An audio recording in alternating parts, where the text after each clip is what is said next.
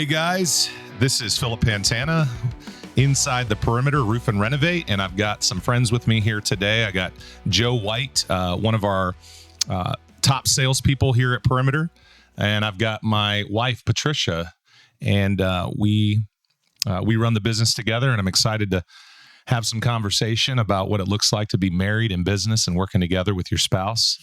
So it's going to be spicy. We're going to get to some nitty gritty stuff, but really excited that Joe's on with us today because he's going to be our narrator. He's going to be our guy who's going to be hosting us at each of our podcasts and kind of helping guide the conversation with some questions and keeping the content fresh and relevant and exciting. So excited to have both of them on here today. Great. Thank you for the intro. So kicking it right off, wanted to get into you guys. Obviously, you guys are married and you're in business together. A couple questions pertaining to that. What are some challenges you guys face being married and running a business together? I'm sure that can't be as easy as you think. Yeah. So, I mean, we're fortunate because we never get into any fights. We never have conflict. The Lord has just blessed us with, perfect harmony. And this is where I'm the straight shooter and cut that down and get to the point. Yeah. I'm going to let Patricia kind of dive into that one. What do you think? Yes. So it presents its challenges. However, what's interesting is at the end of the day, we go back to the fact that we are better together, like in every aspect. But we've had to learn that most of our areas that we're involved in, they really bleed into each other because we're part of leadership at our church. We lead a ministry team together. I lead a women's ministry. So there's a lot of different things that we talk about, and obviously our marriage, our family. And there's so many areas that have potential to kind of take over without having separation. And so we've had to have conversations in the last 5 months as I've entered my new role at Perimeter that have had to have clear boundaries on what we discuss and when for that purpose. So if we're home and the girls are home, it's got to be home time, like life. I can't talk about Perimeter 24/7. And so learning that we are better together, we complement each other really well in most areas, and learning that boundaries are very healthy for the fact that we want to have healthy rhythms. We want to be able to have separate roles and having that attention and having the discernment to know, hey, right now is not the time for this. We're going to focus on that. So it's a growing, evolving rhythm that we're finding, So I'm sure it's going to take time. And it wasn't always that clean. Like, we had to learn. Yes. We made some mistakes. We've had some passionate conversations. Yeah. We actually got fussed at by our kids a couple times. Like, hey, you guys are talking about work too much. And that is your metric. That is your measure of how you're doing. Yeah. Your children are that KPI, I guess, using a business term, right? Key performance indicator. So literally your kids can look at you and say, hey guys, when we're here, you talk about Perimeter a lot.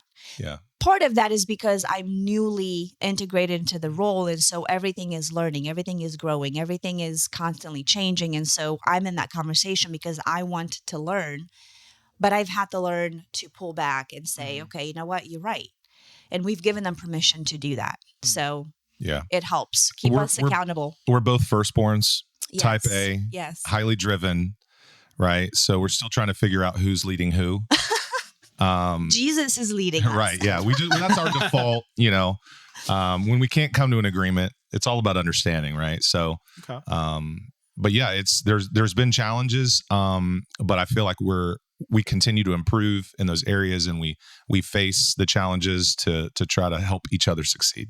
That's the ultimate goal. That's great. So kind of in that same vein, you sound like you guys are very busy, with work in the business, but also outside of that, running a family, being involved with church. How do you stay on the same page? Like, what do you guys do to stay connected during the week and avoid going off the rails?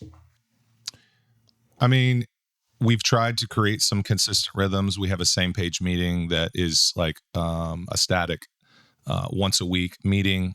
Sometimes we miss that because we're having conversations sporadically throughout the week. But our conversation will ebb and flow to different conversations, whether it's church and leadership, whether it's business, whether it's family. But yes, because of all of the responsibilities that we have, there's only a few moments that we have where we can chill. And we really try to take advantage of the times when we can disconnect. So going on vacation consistently as a family is a priority for us. Having some times where we can get away, right? Like getting out of Lynchburg just for the day, even whatever reason, like, you get in the car and start driving away and it seems like all of your responsibilities and problems are being left behind. So I think everybody feels that way. Yeah. Yeah. And, with that, because you're busy, you want to make sure that you integrate fun and rest into your rhythm so it keeps you balanced. And so, we've had a date night where it's like, let's not talk about anything but just being together, friends nights where you just hang out and do something fun, and so it's important to keep those a priority as well, family dinners or things like that that really breathe life into you, and give you that capacity to sustain what you've got going on, Yeah. Yeah. Actually, I have a story that comes to mind. So Trish and I were out on a date night. We were out on a date night. I think we had a steak or whatever, and we wanted to have some deep conversation, but we didn't want to go home. So we actually drove up on Liberty Mountain.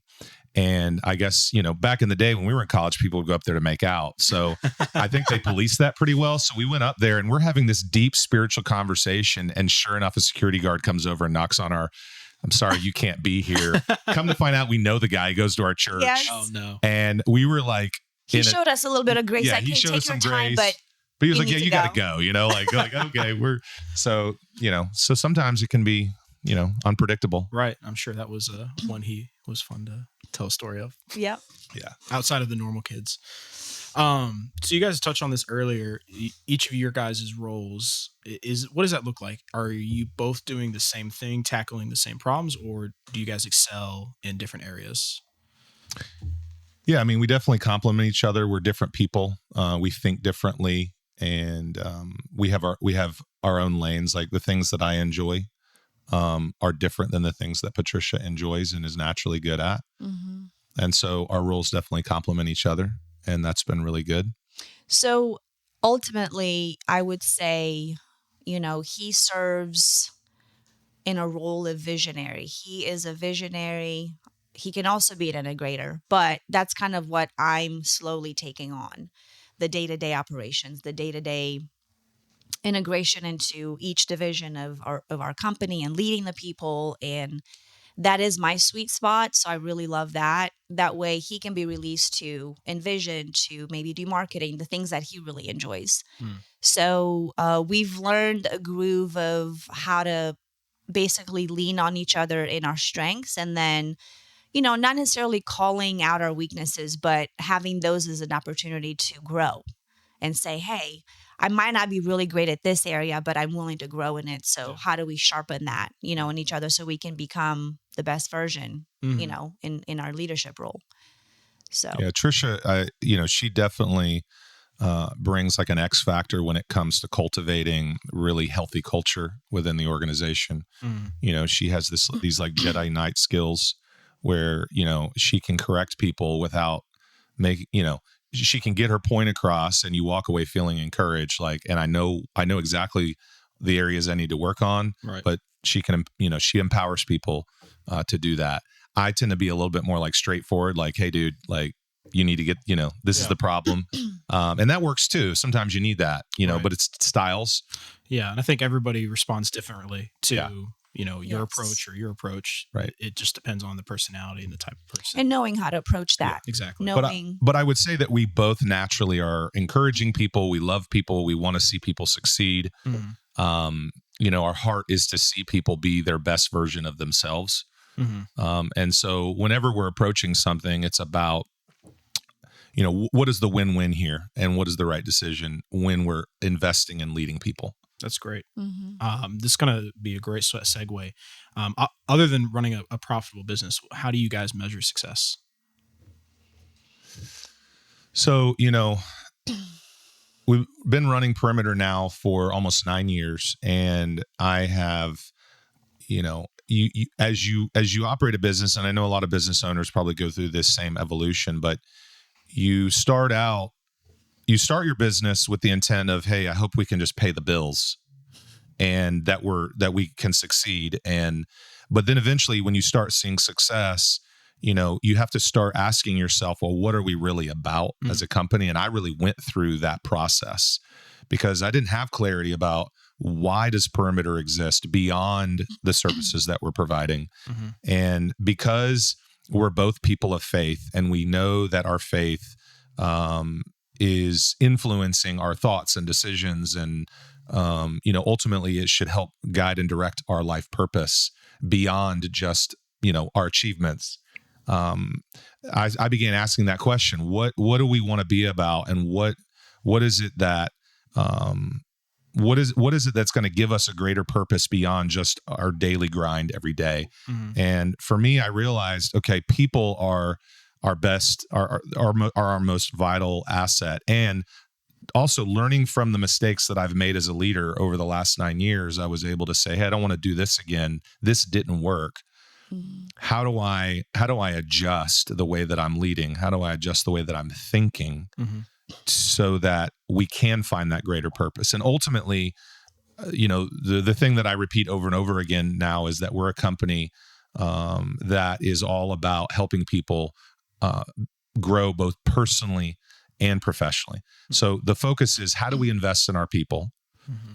and how do we pour into them? Because we'll get a really great rate of return if we're helping people be the best version of themselves.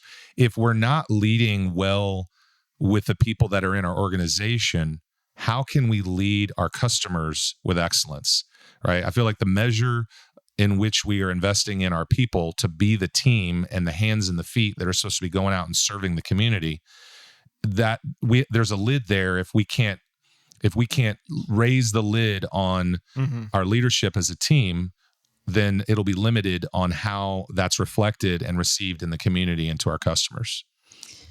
Yeah, I would say the answer to that question, I measure success by the impact I'm having in someone's life.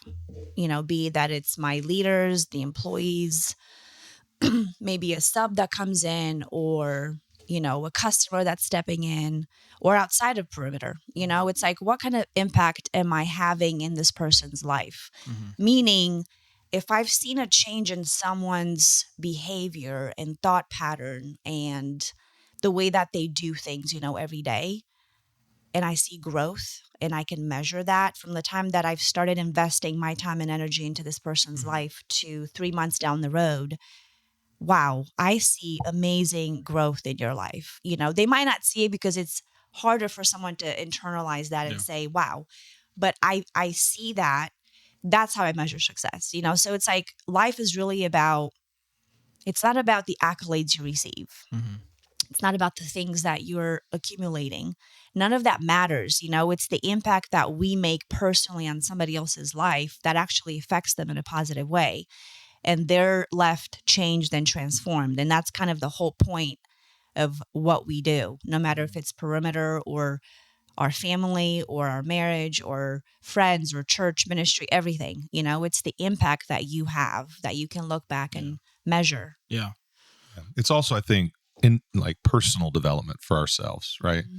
Not, it starts with us. We have to lead ourselves well. We have to be willing to make the changes in our own life and learn from our own mistakes. And the measure in which we're vulnerable about the things that we struggle with and our weaknesses in the areas where we need to grow, that's really empowers us to lead other people. Yeah.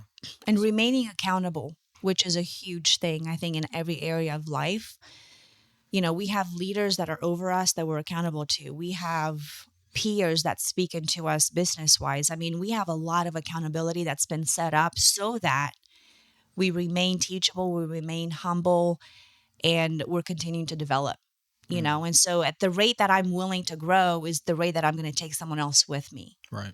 And so I think that's super important. Yeah. Yeah. It sounds like you guys have a community outside of, your normal business. Yes. That are pouring into and kind of giving that reality check that you need when Absolutely. comes hardship or challenges, or even in the success, I'm sure.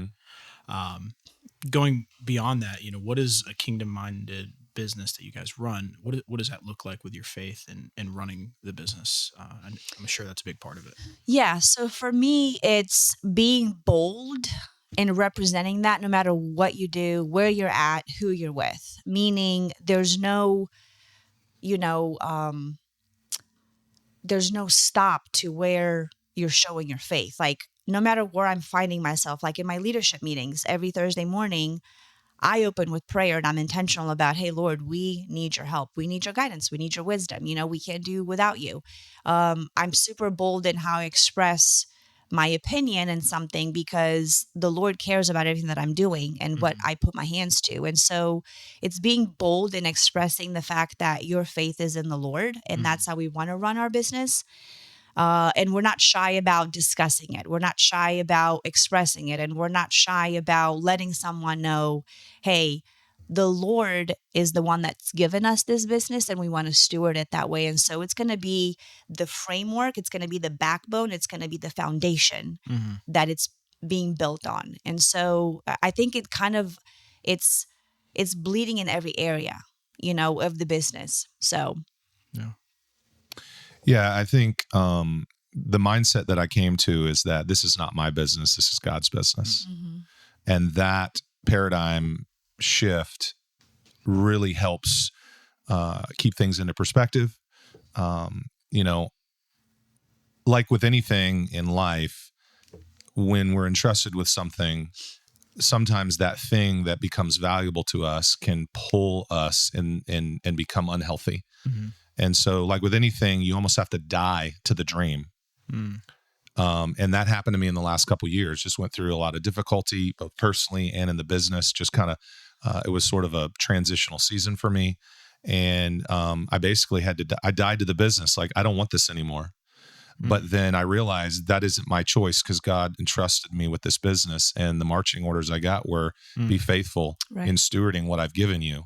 And so you press in and you press through and you do everything to the best of your ability, despite your feelings. Right. And out of that comes new life because you're dying to something and then you're becoming this new person. It almost feels like you're having an out-of-body experience where you just keep moving forward and you're able to start walking in greater measures of faith because now this isn't my strength, this is his strength. That's good. Yeah. You spoke on this earlier, Tricia, about being part of the leadership team at Perimeter. Obviously, we're in the construction industry, and that's a challenging industry, first off, for anybody, but especially being a woman and in leadership and running a business with Philip. What's that like? What are some of those challenges and things that you've experienced? It's very interesting because everywhere I've been, as far as the business has been connected, it seems like it's a men run industry, right? Yeah. Because of the nature of it, right? Yeah. Although I've met and known of a few women that were sales, force in the company, or 4 men / 4 women, whatever. So I've seen that too, but it's very rare. So with that comes a bit of an opportunity to feel intimidated. But at the same time, I think knowing fully the role that you play and the skill set that's been given to you and the talents you have to work within the industry and really being confident in that really exudes. And I think it kind of has a paradigm shift, not in your own mind also, but also with others that you're leading. And so the way that you're really representing yourself with boldness and confidence, knowing, you know what, I'm not going to be around this table and pretend that I know everything because I don't. I'm new into the industry, so I'm learning and growing. But at the same time, I lead with confidence, knowing that I have the right people around me and I'm empowering and delegating them at the same time. And that builds confidence within them. Yeah. And so it's really the way that I lead myself and the way that I present myself, no matter where I'm at. I'm part of a C12 group, which is a Christian organization, and it's for accountability and lots of different factors. But I'm in a room full of 12 other men every month for a whole day. Mm-hmm. And I've told this to other women that are in the business world, and they felt very intimidated. And they said, I don't know how you do that. Mm. I wouldn't be able to speak. And I think with that comes maybe some lies that we believe about ourselves as women, that we have some limited capacity to lead in a certain way because it's so many men around you. Mm-hmm. And it's a limiting belief. But I think that it has a lot to do with how you view yourself and how you carry yourself, and knowing your skill set and actually identifying what are your strengths in this and running with that and developing yourself to rise to the occasion. Yeah. You know? That's great. So, Yeah, Yeah. and she does a great job at that. She is a boss woman, and she carries herself very well. And the things that she just shared, you would never, unless she shared that with you, you wouldn't know that's what she was thinking and feeling at times.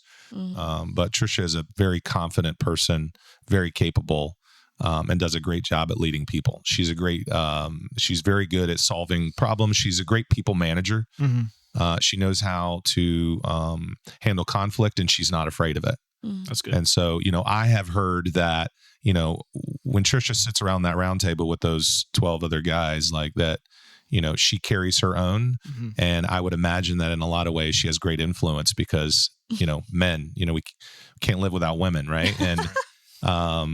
And so, yeah, she, I have learned to just, for the most part, do what I'm told, and then everything's good. That's right. Going into kind of building that team around you, you talked about that, of encouraging yourself through the community that you have, not only outside of the business, but inside the business and other women in business.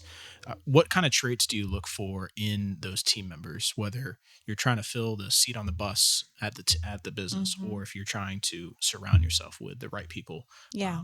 to ultimately both succeed? I would say a big part of that would be, are you not necessarily just a skilled person, but are you willing to learn? Are you teachable? Are you humble? Because you can come to the table and have a great resume, Mm-hmm. but you might not have the skill set to sustain maybe the teamwork part of having that job, because you don't have the right chemistry, because you're lacking maybe in self-development or something, or chemistry within the team. That's huge to me. So let's say we bring somebody on, but they're really lacking that factor of really being of the same mind and on the same mission. And so you're just not really gelling with anybody. That says a lot about you, right? So chemistry is very important. So when you meet someone and you have an interview, you can tell a lot about a person and the way that they engage, the way they communicate, the way they express themselves, right? Mm-hmm. And I would say you can come with the greatest accolades, but I've seen a very skilled person come and submit themselves under the leadership and bring such tremendous value with such humility that's invaluable, right? So you can come to me and be arrogant and say, I'm so good at this and my resume reflects it and this and that, but there's so much pride in the way that they present themselves that when you execute, it doesn't quite bring the same kind of outcome. So it really affects the team, it affects the company, and then it becomes more of a toxic environment instead of actually part of a healthy culture. Right. So I think humility, teachability, you can work with someone that's willing to grow in their skill, right? You begin somewhere. You've done that. Yes. You've come brand new with knowledge, no prior knowledge of the industry, and then you've excelled because you were willing to learn and you're always wanting to learn, which is a huge, huge asset to have. Yeah. So I think those are the things that set someone apart, that I can work with that because I see the value you bring because of these things. Having the right attitude. Absolutely. What you're the right getting into. attitude, the right perspective. You might not have the skill set that I need, but you have everything else and I can grow that and I can work with it. Does that make sense? 100%. So I think that's important. Yeah. Phil, what was the question? Just what kind of traits do you look for in the people you surround yourself with, but not only that, but the people you bring on board and you're filling the seat on the bus? Yeah. So, I mean, I think there's some general static, traits that you want to see in anybody that you're hiring, right? Like integrity, work ethic, um, uh, charisma. I think, those are all good traits to have. Obviously some of that, you're growing in those areas, but, I tend to gravitate towards sales. Positive attitude is huge. He's very optimistic all the time. Yeah. So, I mean, I tend to, I don't see obstacles that often, when I'm in my main thing. And I think a lot of salespeople are like that. They don't see obstacles. They just see opportunity. And so, I tend to gravitate towards those people, and those people tend to be like pretty optimistic and positive. And, but it's a choice every day that we have to be positive and to be thankful. And, we can all fall into a ditch every once in a while in our brain. And so, ultimately, looking for folks too who have hustle, right? There are just some people who are ready to go, and you can't teach that. That to me is an X factor. Some people got it and some people don't. Yeah. And not that people can't grow, but there are just some people that have that drive. And if you want to be successful in business, you have to be driven. Yeah. That's great. Kind of going into more into the business. Give me some backstory on, we've been in business for several years now. Why roofing? How did we start with roofing? Yeah, great question. So, really great question. I've got 3 younger brothers. There's 4 of us. God bless my mother. She did an amazing job. Best mother ever. Shout out to my mom, Joy. So one of my brothers actually landed this roofing job with a friend of mine now, but he did this roof. This was long before I was in roofing, and he was shorthanded, and he asked me and my brothers if we'd come and help. So all 4 of us are on this roof. And I remember being on this roof and saying, this is the worst job ever. This is so hard. My back is killing me. You were installing. I was installing, and for those of you that don't know, I'm 6'4", and I'm like one of the largest humans ever. So I am not built for roofing, right? It's just, it's just not, doesn't work. And so I remember thinking, I never want to do this. This is just not good. So, God's sense of humor that he would bring that around. This was not premeditated. It wasn't premeditated. We didn't think this is something that we would ever be doing. And that's usually how it works, right? When you're living a life of faith, you don't know what's coming. That's right. Adventures with Jesus can be quite adventurous. And so it just kind of fell in our lap. At the time, I was sort of on a life sabbatical. We were really focused in ministry, and it was a season of faith financially. And we had actually accrued some debt, and we had been praying and seeking the Lord and saying, okay, what is next? And my brother started doing some odds and ends. He, apart from his day job, and he and I connected, and we actually started a little business called AP Builds. And we did that for, the idea was it's just going to be the 2 of us. We're going to go out. We're going to sell some jobs. We're going to do some basement remodels. We're going to do some odds and ends, some handyman work. And that's what we were doing. And we were working on this job. We were doing some framing, and we get a call from a friend who we knew, who said, hey, we're looking for somebody who would be interested in running a roofing company that specializes in insurance restoration. And we just felt a pull to have a conversation. And that basically evolved into the launch of Perimeter in Lynchburg. And we blew up. Our first year, we did literally 100% of our work was all paid for by insurance. There was a hailstorm that had hit back in 2016. And it was kind of funny because, we sort of introduced this idea to this area that insurance will pay for your roof if you have hail damage. And we got the cops called on us at least 3 times thinking that we were scamming them, scamming homeowners. No. And the cops would call, but we knew the cops. They knew us. We're from this area in Lynchburg. So they were like, oh no, they're totally legit. And then we would get insurance to pay for their roof. And so then, we had the tornado back in 2018 that ripped through Timberlake Road and went over into Link Road. And it was like Armageddon. Trees were laying on houses and on cars, and you couldn't even drive, down the streets. And, we capitalized on that opportunity. And when we went and talked to these homeowners, they wanted a one-stop shop, contractor. And at the time we were only doing roofing. So, we were like, hey, we'll do it. Like, we'll help. So we just jumped in, and that's how all the exteriors ended up getting added to our services. And ever since then, again, definitely we've evolved, because we haven't had a storm in this area since 18 of significance. And so we've evolved into becoming, a first-class retail organization offering services, high quality services to the community and homeowners. That's great. Yeah. It's always cool hearing the beginnings, the baby steps of a company, especially going from installing a roof with your brothers to where we are today as like you said, one-stop shop for who would have thought, for all your needs. As we're wrapping up, I have a few more questions. What kind of Where do you see the industry going? What kind of trends do you see in the next couple of years taking off, whether it is just roofing or exteriors, interior, from your guys' point of view? What do you think? I mean, the great thing about this industry is, everybody needs quality, professionals to be able to help them improve their homes, businesses, and so the need is always there. It's always, we've got, great job security in what we do. As long as we do what we say, and we fulfill our promise to, provide great service and to help people improve their homes, then I see great opportunity in the future, no matter what the economy is. And the cool thing about roofing, it's, everybody needs a roof, right? If you don't have a good roof, then everything else in the home is going to suffer, because water is very destructive. And so in its simplistic form, a roof is designed to just move water away from the house, right? And the roof and the gutters work together.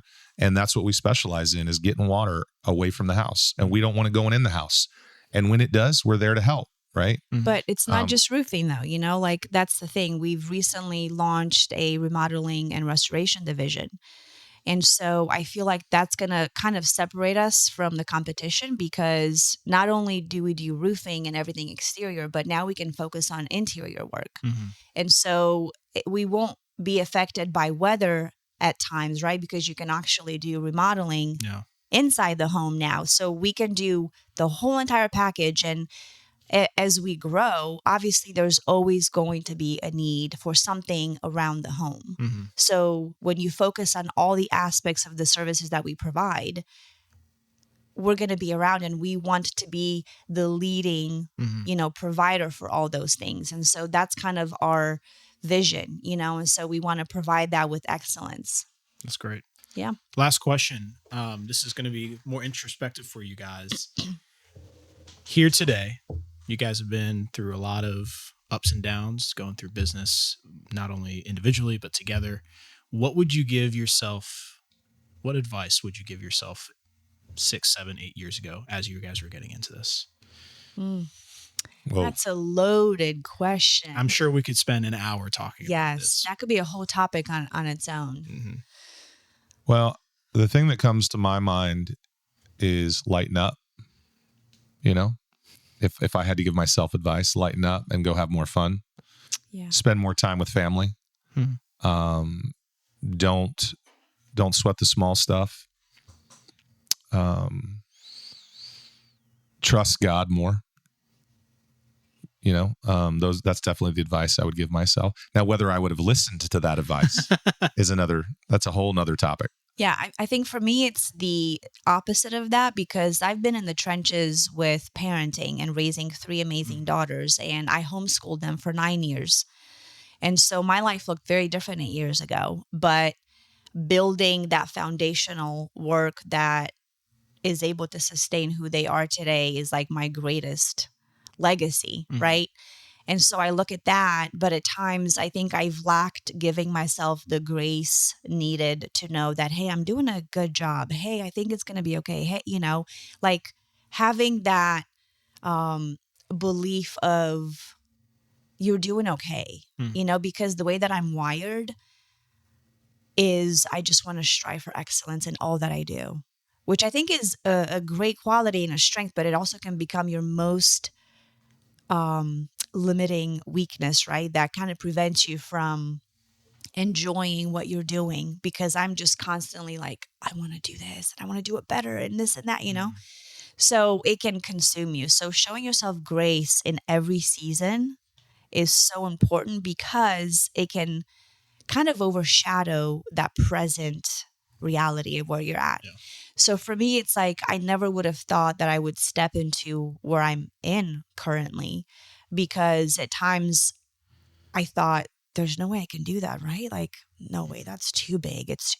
But we can do that. And so it's like, just that reality of, hey, enjoy your current season because you don't know what's around the corner. Yeah. And really stewarding that well with discernment and wisdom, and enjoying that and being present, because down the road, you're going to, help run Perimeter, So Who would have thought? just, perspective. It's always about perspective and being reminded of, I'm stewarding this right now. I'm going to stay current in that and do that with excellence, and not keep, looking at this, because I've got to really steward this really well. Wow.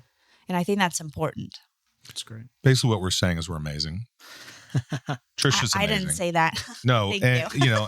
but here's the thing: we are better together. Yes. And it's important as a married couple, because all married couples go through challenges, but it's important that the foundation of commitment to one another has to be there. Mm-hmm.